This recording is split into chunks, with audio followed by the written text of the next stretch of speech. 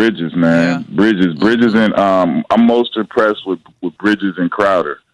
For one, Crowder, I love the fact. I mean, you know, Key, I'm a OG. I love the veteran leadership he brings to the team. I love the toughness he brings to the team. I love the mentality and disposition that he brings to the thing. He has a toughness and a physicality to him, and a no back down and a no nonsense to him that I love, and I feel like teams need.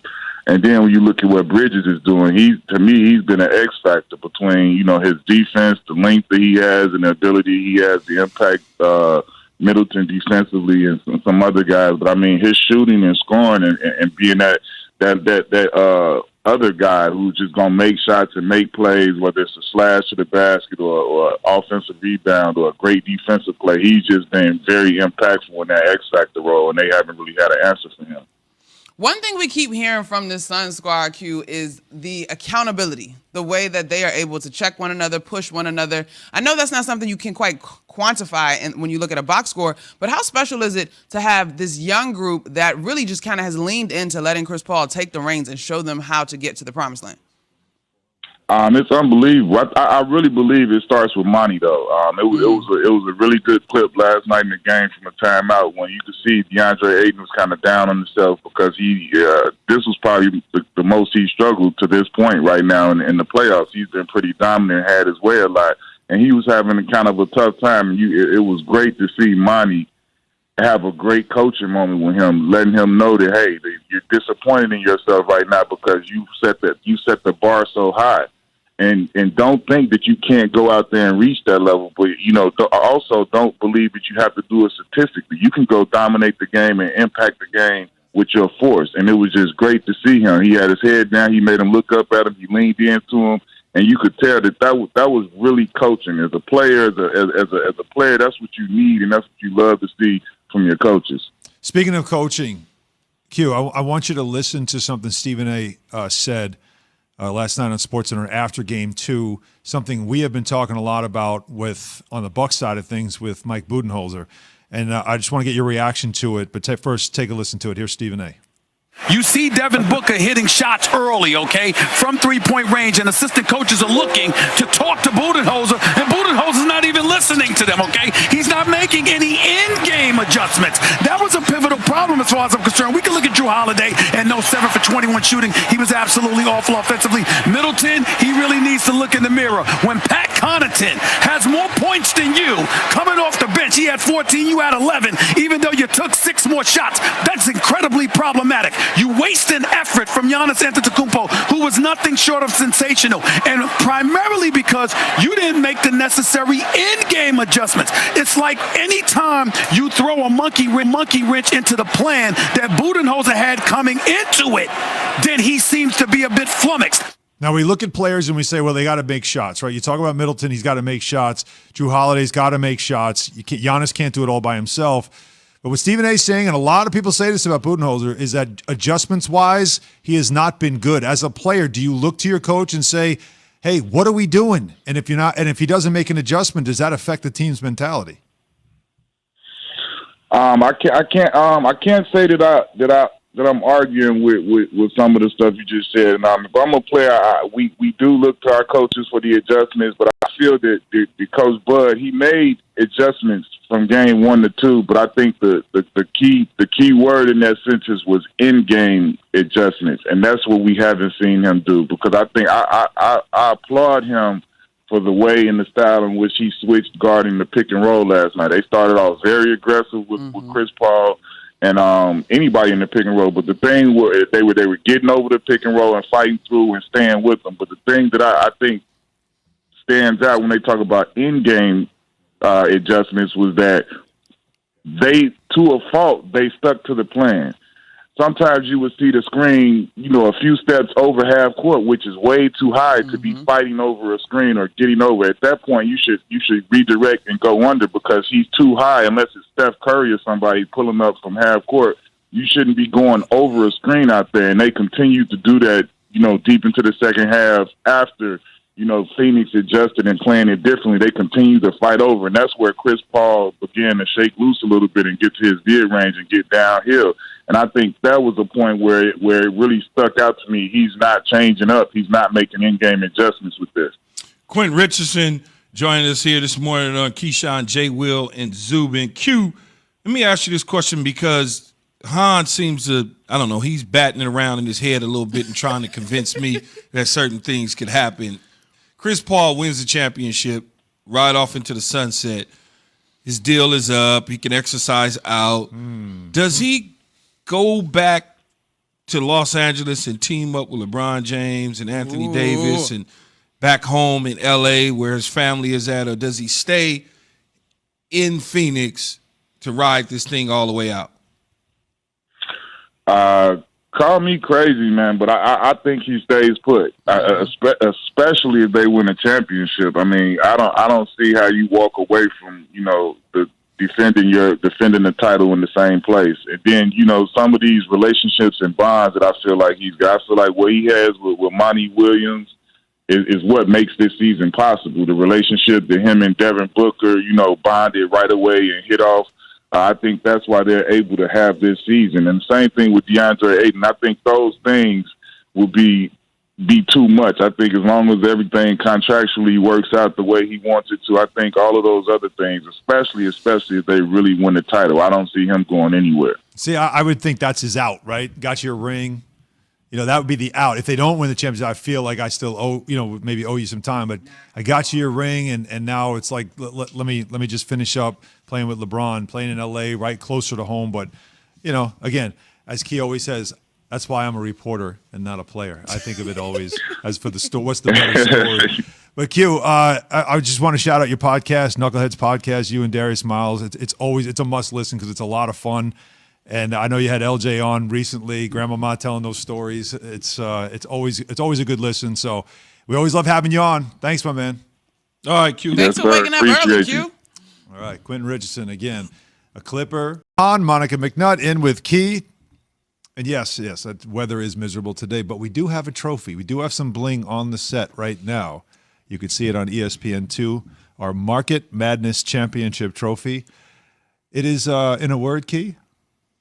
Stunning. Stunning? Yes, very stunning trophy here. The winner of the Market Madness Championship is who? Yadi Molina. That's right, Yadi St. Molina. Louis market showed out, so I guess this trophy's going to St. Louis. Back to St. Louis. St. Louis, yes. They're bringing the trophy back home. Another win for St. Louis. That trophy something. Can I just tell you Something. It is something. Yesterday, looked like somebody's wedding cake. It does look like a wedding cake. Oh, please, I'm judging you if that's your Etsy. wedding cake. On Etsy. There it is. That's exactly right. So yesterday I watched, because I do this some periodically when I need to laugh, our eulogy of the teams that lost in the Western Conference because it cracks me up still. It was on my Instagram. Is legendary. It's epic. So yeah, just wanted to share that. Oh, I thought there was more to it. Yeah, it's out of nowhere. No, because I keep trying to convince you to do it again, but you like, ugh. No, I'm not going to do it again. The reason I'm not going to do it again, I don't want to hear the reason. I already know. It's whatever. Okay. Well, you asked the question. So. No, I didn't. I already know the reason. You said I keep trying to convince you to do it. Yeah, I know the reason. But it was a great moment. Maybe after the series Finals is over. here, come on. Is this series over at 2-0? Key, you said it yesterday, 89% of the time in the NBA Finals, when a team takes a 2-0 lead, they go on to win the championship. It's probably. I mean, I think when you go, first of all, home court advantage is key, right? You get that. You start off 2-0. Yep. The Bucks have come back at times, but not the final. There's a different pressure the deeper you go in the playoffs. It's just a deeper pressure. Game one, the series in one, round 2, 3. It just gets, now you're in the finals. When you're down 2-0 in the finals, man, it's hard as hell. And I know you can point to LeBron James. Oh, he did it different. Well, as any series, and especially that one, and this series, of course, is still early, something has to happen. Just like, but it's not early. The Bucks, to flip it. But it's not early. Well, it's getting late to be early. You're right. You think about it. They've already played 2 games. All they need to do is win 2 more, and they're going to have a ticker tape now remember, in downtown Phoenix. The Nets were up 2-0 on the Bucks, and I mean the Bucks didn't look like they should even be in the series on the same court. Injuries. They win Game 3, and then something had to happen. Kyrie Irving got hurt in Game 4. Series flips, and then it goes 7. Yeah, but you're asking the man upstairs. I'm not asking anything because I don't want to see it happen. Well, We've had 10. not you, but whatever. But all right. They're asking the man upstairs to do them a favor. Take somebody and put them on the side for a few games. That's what. So basically, you're saying an injury is the only way this series changes. That for Chris Paul makes my heart hurt even thinking I about don't it. want, I don't even want to put that out in the world right now. I think I'm not superstitious like that, so it doesn't really matter to me. Good. Yes, I think pretty much it's over because I don't know that Phoenix, which has played well, Monica, on the road, has played well on the road throughout the playoffs. So I don't know if going back to Milwaukee is intimidating to them. All they got to do is get one. That's right. Just get one. Absolutely. Just get one. Split in Milwaukee, and now you've got control. And my original thought, what I was going to say there, Monica and Alan, is the deeper you go in these type of situations, the tighter things get for you. Now you start to think, I cannot make this mistake. If I shoot this 3 and I miss, if I do this, it's because you don't have the margin for error where you do in other situations. In a regular season, you have that margin for error. Early in the playoffs, you might feel different. But this is it. This is it. In the NFL, how big is home field advantage? I mean, it's huge. Now, stars, again, you probably didn't matter. You go into any building, whether they hate you or love you, you play the same. Because, I actually probably play better on the road. Yeah, okay, that makes sense. But in the NBA, it's noticeable that young teams and reserve players always play better at home, obviously. Yeah. You're just more comfortable. You also know you have your crowd behind you. You go to Milwaukee, it's going to be a raucous crowd. They had 20,000 people outside the building. I saw that. Watching the game. I was like, obviously it slowed down a little bit, but I was like, damn, can anybody put on the mask? Weren't many there, right? But still, so in Milwaukee, the first finals game since 1974. So that city been waiting a long time. It's going to be jacked up. A lot of beer, a lot of cheese. A lot of everything, right? Yeah. It's going to be a lot of emotion, of course, as well. And the Bucks will certainly be able to ride that, and maybe their guys as well. Maybe a guy like Chris Middleton, who has not played well in the first 2 games, not shot the basketball well. Maybe he gets comfortable again in his building and finds rhythm, because that's really the difference so far in this series. But I don't feel like, it's the cliche. I'll go cliche salad. The series is not a series until someone wins a road game. And that's what really matters most. So this game 3, as they always are, pivotal, and it could go back to being a series just based on the fact that the Bucks go home, feel better, because it's not like they got smoked in game 2. It was fairly close. The Suns just played really well at home. But they were bad. They didn't get smoked. Yeah. But they gave up 118 bad again. They were bad, and the only dude, in my opinion, that really showed up was Giannis. Yes. And that was the question, is what can Giannis do? Giannis gave him 42 points. Man, they wasted 42. Woo. Wasted. You cannot think, Monica, that they're going to get that same 42 again in game 3 and think, okay, well, we're going to get 42 and we're going to contribute the same way that we contributed in game 2 and we're going to come out with a win. That's not going to happen. 5 of 16 for Chris Middleton, 7 of 21 for Drew Holiday. That's ugly. I will say this. For as tough as that has been for the Bucks to find offense, they still cut it to single digits in the 4th, definitely in the 3rd, right? And so you could see where, Connaughton hits a 3 or 2 or maybe 1 less turnover. They are close enough. But what has been so impressive to me is Phoenix's ability to respond every single time. And so they don't allow the Bucks to get any closer. I mean, yesterday going into the pregame show on ESPN Radio, we talked about timely buckets in game 1, because technically Phoenix didn't shoot the 3 particularly well in game 1, but they hit timely threes. In this game, they shot 50% from 3, and they were super on time. So it's a tall task for the Bucks. I will say this. Obviously, they've been here before.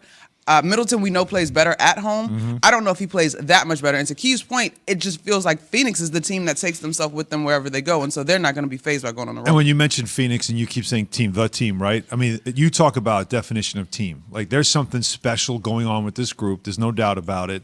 with Chris Paul as sort of their, as their leader on the floor, Monty Williams as the coach that you could tell they all believe in. There is a confidence about this group that you can see that it is a bit precocious for a team. What's the average age, Monica? You tell me. The starters, it's What like did you just 4 say? starters under 24. What's that? Precocious. Precocious. Yeah, never heard you yourself were a precocious neophyte your rookie season. That's certainly Oh God! a All these. Clydeism. Yeah, I'm not a writer. So. Spelling bee words. Yes. Okay. So let's go to Straight Talk, brought to you by Straight Talk Know Wireless. your audience. Chris Paul talking about them being there, his first time too at the NBA Finals on the big stage. And the point is for them staying together as a team, staying locked in and believing in the system, stay in the moment. I do a pretty good job of staying in the moment. Maybe a lot of the guys on our team, this is their first playoff series. They don't know the heartache or the heartbreak. They just out there playing.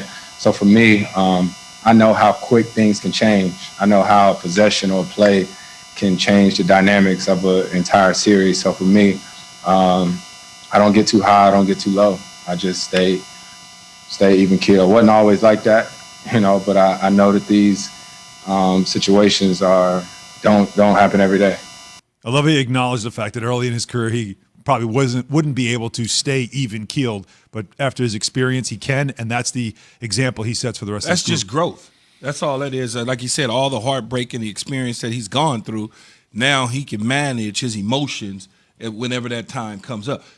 Interesting thing, though, as I watched that highlight, he hit a corner three. He's hitting corner threes. Assisted by Devin Booker. Chris Paul doesn't hit corner threes. He's pulling up at the elbow. He's pulling it from the top of the key. He's not hitting corner threes, so everything is going the Phoenix way. Exactly. Clearly. This is a comfortable team right now, and Milwaukee's got to figure out how to make them uncomfortable, and maybe playing on the road could do that. That was Straight Talk brought by Straight Talk Wireless. No contract, no compromise. So as we mentioned, the Suns are 2 games away from winning a title. That franchise, that fan base, certainly getting ready to celebrate a championship. What other franchise fans deserve to see their team win a championship the most? We'll discuss that coming up next. KJZ, ESPN Radio, ESPN2, Sirius XM, Channel 80.